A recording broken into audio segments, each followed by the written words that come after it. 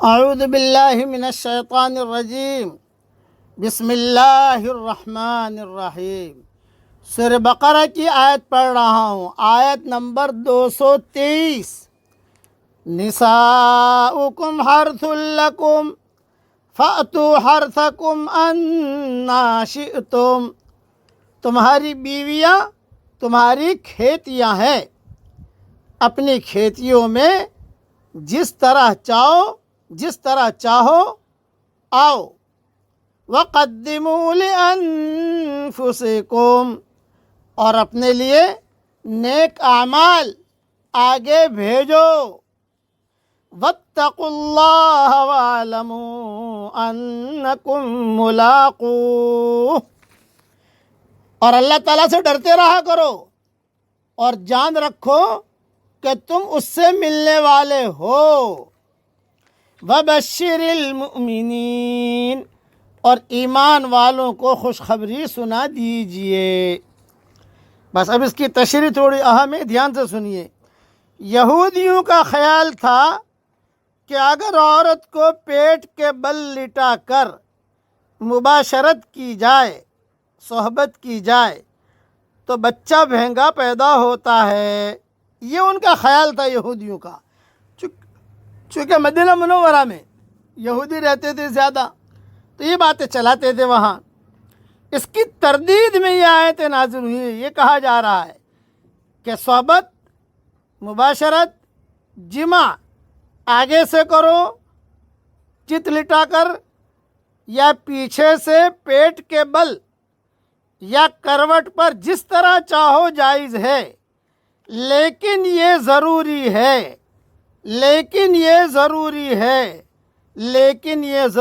ہے کہ ہر صورت میں عورت کی فرج ہی استعمال ہو، عورت کی اگلی شرمگاہی استعمال ہو۔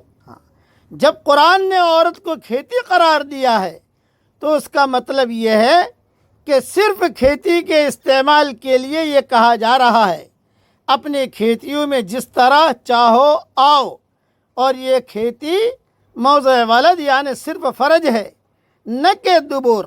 بہرحال یہ غیر فطری عمل، یہ غیر فطری فعل ہے کہ عورت کے پیچھے کے راستے سے آدمی اپنی خواہش کو پورا کرے۔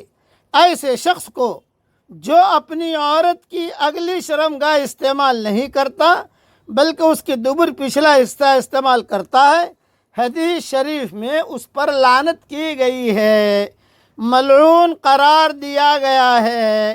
یہ تفسیر ابن کثیر میں اور فتح القدیر میں دیکھ لی جائے۔ یہ تو ہو گئی قرآن کی آیت اور اس کی تفسیر، لیکن بعض باتیں علماء نے لکھی ہیں۔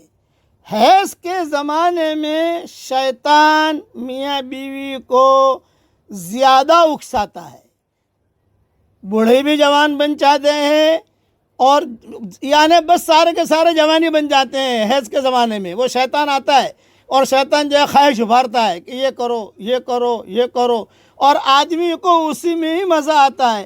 حالانکہ 5 دن کے بعد حلال ہونے والی ہے، 6 دن کے بعد حلال ہونے والی ہے۔ تو فقہاء اور علماء نے لکھا ہے کہ اس کا مطلب یہ ہے کہ اس کا دل سلیم نہیں ہے۔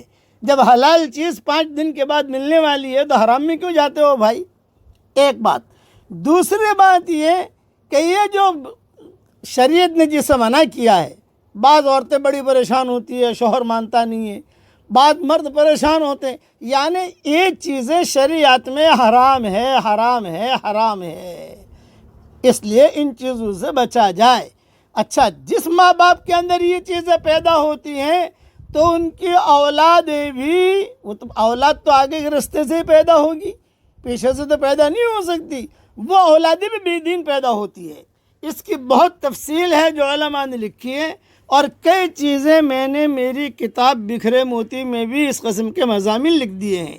اس لیے توبہ کی جائے، اللہ تعالیٰ سے معافی مانگی جائے، اللہ تعالیٰ سے کہا جائے کہ اللہ پاک یہ ہم سے غیر فطری کام ہو گیا، تو ہمیں معاف فرما دے، تو ہمیں معاف فرما دے، تو ہمیں معاف فرما دے۔ اللہ تعالیٰ سے معافی مانگو، معافی مانگنے کا وقت ہے۔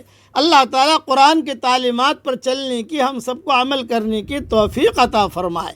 میں سان فرانسسکو گیا تھا میل ویلی، سان فرانسسکو میں ایک علاقہ ہے میل ویلی، وہاں یہودیوں کی بہت بڑی بستی رہتی ہے. وہاں کچھ لوگ میرے پاس آئے اور اس قسم کے سوالات کیے. بقیہ تفصیل اگر یاد رہی تو کل انشاءاللہ پوری کروں گا.